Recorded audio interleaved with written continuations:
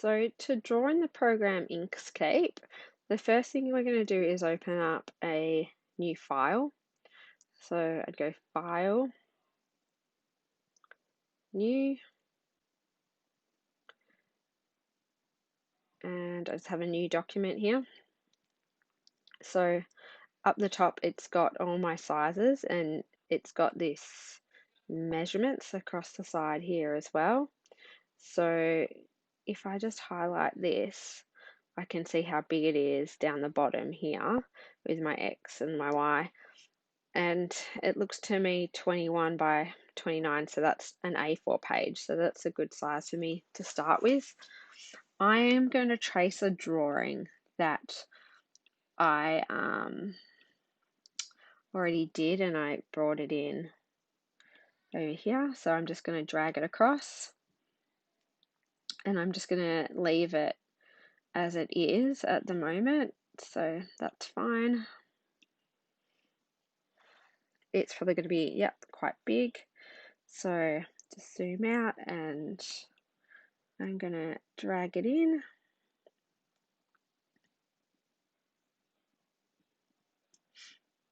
There we go. And then zoom in. So this is still quite large because it's just, I was going to make it into an earring. So laser cut.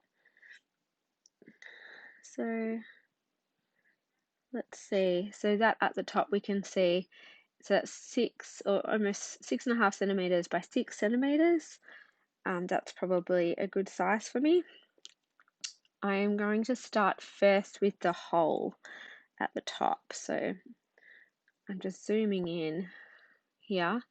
I'm zooming in with my touchpad, but I could also, let's have a look. So there is a zoom button here that you could be zooming with. The first thing I'm going to do is draw a circle, and I'll just place it where it is. Let's have a look. So black arrow. So it's 2.2 by 2.4. I'm going to make it a perfect circle. So let's say 2.459. I think it's better to have a bigger hole than too small, so then the jump ring will fit through. Now, I like to leave at least 2 mil for, so if I copy this and paste it, so see how that's around 2 mil, the gap in there. So I might just move this slightly, just to make it, because if it's too close to the edge, that hole, when it's cutting on the laser cutter, it could actually snap. But we don't want to make it too far away either, because then the jump ring won't be big enough to fit. So I might just move it one little move up. There we go. Because remember, the diameter of the jump ring will have to be bigger then. So there's a few ways to do drawings. So as you've just seen, I've used the circle tool. So you've got a rectangle, you could do stars. The drawings, I like to use this freehand drawing to draw my lines. So I'm just going to go right around the edges here. I'm just using my mouse and I'm not letting go. I'm just going the whole way around. It doesn't matter if I make a mistake. I can fix it up later until I hit the end. There we go. I'm going to change the color so that I can see it properly. So see, that's filled it. So I don't want it filled. I'm doing X for fill, and stroke, I'm going to make it RGB red at 255 because that's what the laser cutter cuts at. So just enter. I'm also going to make it so that my stroke is smaller. I'm going to make it at 0.1. Enter. There we go. And I like to work closely, so I zoom right in to where I'm working. Now the trick is, so with the laser cutter, it works with these little nodes, or we call them vector points as well. So notice all these squares here, they're all the different vectors. So it's better to have the least amount of vectors as possible. So I like to have a vector every time the point changes. So I might have one there, I might have one there, I might have one there. So every time the curve changes. So I'd delete this one. Might delete that one and just see how we go. I can always add one back in. So I don't need this one. So that's the trick, is to have the least amount. So in Illustrator they call them vector points, but in Inkscape they're called nodes. So I can actually move it to where I want it as well. So I just click and drag, but I'm going to delete that one. So I might have this one here. Then you've got these side bits where we can pull it in and you can curve things out. So like this. So I can drag them in.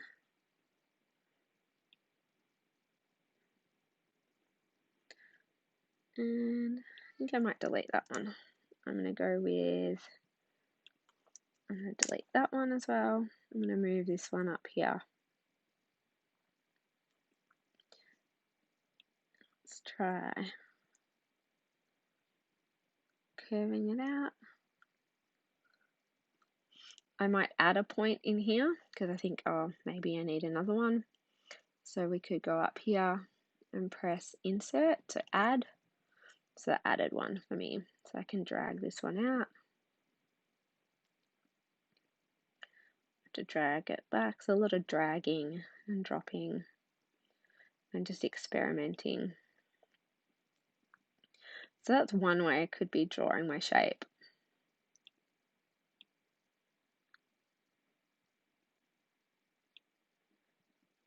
Okay.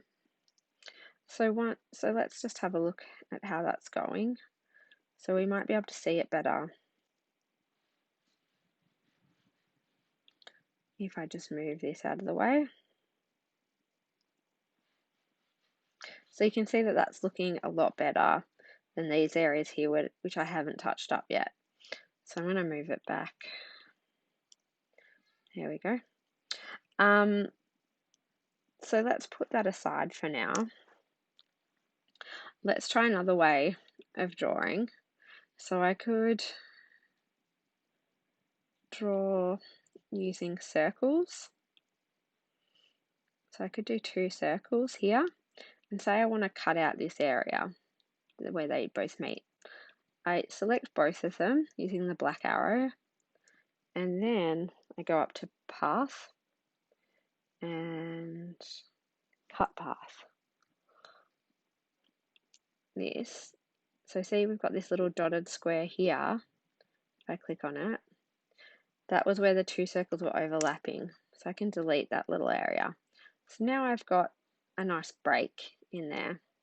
That's just if I wanted to break an area. So say I wanted to do it on this guy. I could select this one and then hold down shift with both of them. So that was path, cut path.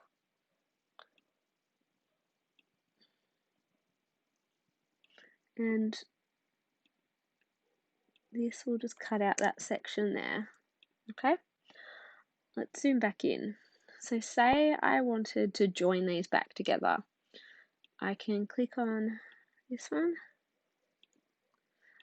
I'll pull this up to where I want it. I'm going to click on that little nodule and that nodule and hold down shift so they're both selected. Then I go to path and click union and it will match it up again. There we go. So I said before the colors have to be RGB red for cut. So if I click on this, I'm just going to check the color.